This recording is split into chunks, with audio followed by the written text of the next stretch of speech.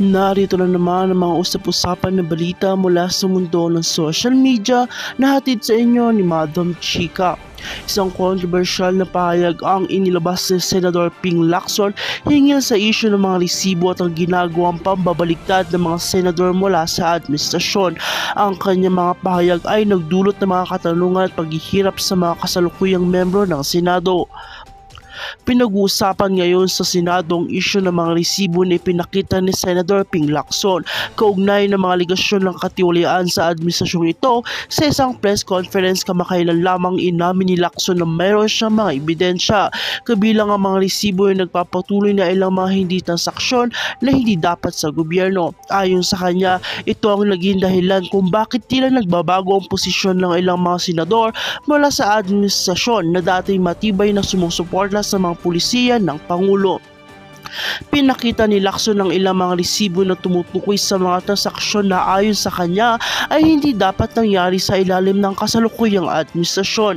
Ayon kay Lacson, ang mga resibong ito ay nagpapatuloy na may mga hindi makatarungang praktis na nangyayari sa loob ng gobyerno, partikular na sa mga proyekto na binibigyan ng pondo mula sa taong bayan.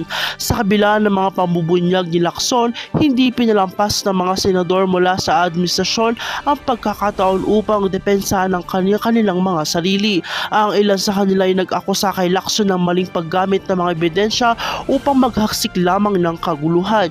Ngunit sa kabila ng mga payag na ito, inamin ni Lacson na may mga oras ding nadismaya siya sa ilang kasamaan sa Senado na noon ay tahimik lamang sa mga isyong ito. Subalit sa ngayon nagbabalik loob sa pamahalaan. Ayon naman kay Lacson, hindi niya kayang tiisin ang pagiging tahimik sa harap ng mga hindi tamang gawain.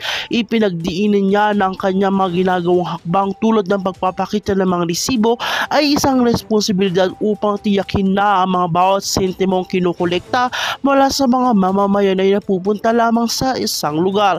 Ipinahayag din ni Lacson na ang kanyang layunin ay hindi upang sirain ang administrasyon kundi upang magsalita para sa mga mamamayan at ipaglaban ang tama.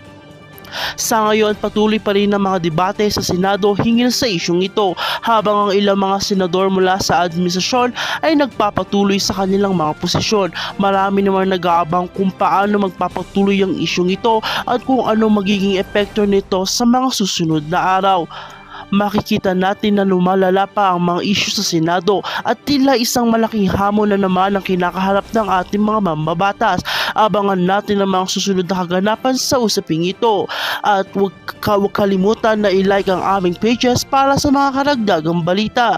At kung ikaw ay bago pa lamang sa aking channel, huwag nang kalimutan i-like ang aming pages at mag-subscribe para updated ka sa mga panibagong balita.